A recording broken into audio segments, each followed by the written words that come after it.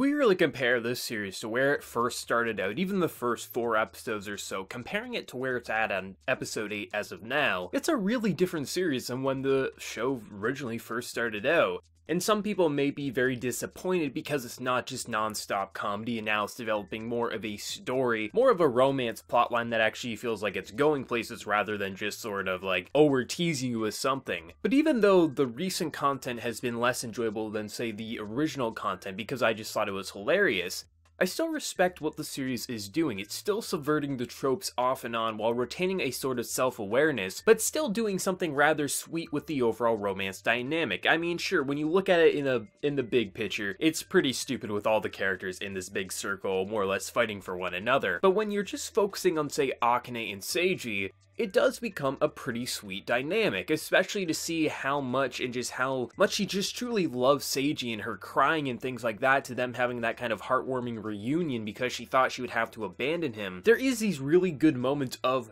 that is really sweet, and then they'll pull away and do that kind of comedy moment that I really like, especially with Guri and things like that. I mean, even the moment when Yuzu gets kissed on the forehead by Akane and she melts, there is this kind of sweetness to it, and then they immediately give that kind of comedy charm. The comedy isn't that funny to me, at least in the later episodes, but it still retains that enjoyment level that I really like about the series. And I think overall the series is doing a pretty good job at kind of finding its own place in this genre of kind of parodies, but comedies with the harem aspect. It's doing a multitude of things that different series have done, but I do feel like it has its own footing, and it feels like its own series, and though this episode wasn't anywhere close to being one of my favorites, and I'd say maybe even one of the least enjoyable episodes, I still really enjoyed it because there's a different way to enjoy this series, not just laughing out loud. And that's pretty impressive. I really enjoyed learning about Akane's mother and even Yuzu's mother, and how Yuzu's mother as well as Akane's mother pretty much fought over the same man, and ultimately the reason Akane's mother is the way she is because her heart was broken by a man going to Yuzu's mother instead of staying with her, so ultimately she decided to live for the family, and that's how she was raising Akane, but ultimately Akane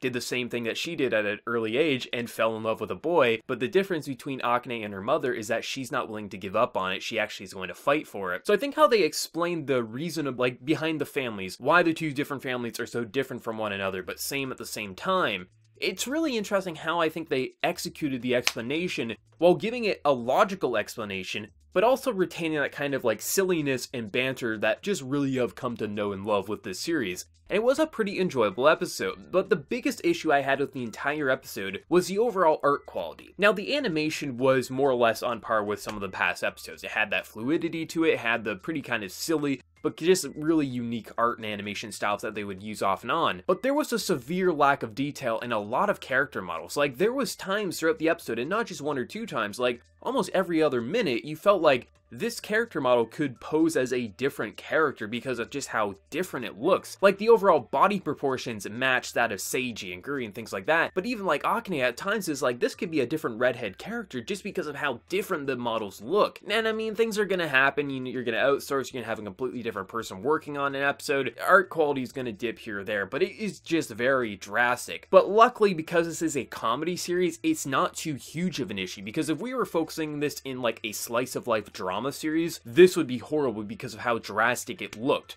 But because we're in a very silly series with silly animation and silly art and character designs, it does work, but it's still noticeable nonetheless, and it's a little saddening, so I hope next week and the remaining 4 episodes will go back to more of a polished, refined look, so it doesn't look so drastic in character models. But luckily, because this is a comedy series, it's not too huge of an issue. I'm really hoping that they don't drag out the Guri stuff with her trying to figure out if she loves Seiji or not, because with the way the episode more or less ends with her seeing Akane and Seiji together in a romantic spotlight, you can tell that she's realizing that she loves her. I just hope that doesn't get dragged out or it just becomes repetitive, because I easily could see how that could happen. But I think the episode overall had a fairly good balance of romantic sides to it, but also that kind of insane just, what the hell am I looking at, especially when the mothers are kind of going like Super Saiyan, like superhero throwing punches, and just, it was so stupid it just worked. It was just entertaining with that, but I think they found that balance that a lot of anime just struggle to find when they try to be silly but also romantic, but also have this kind of like drama aspect,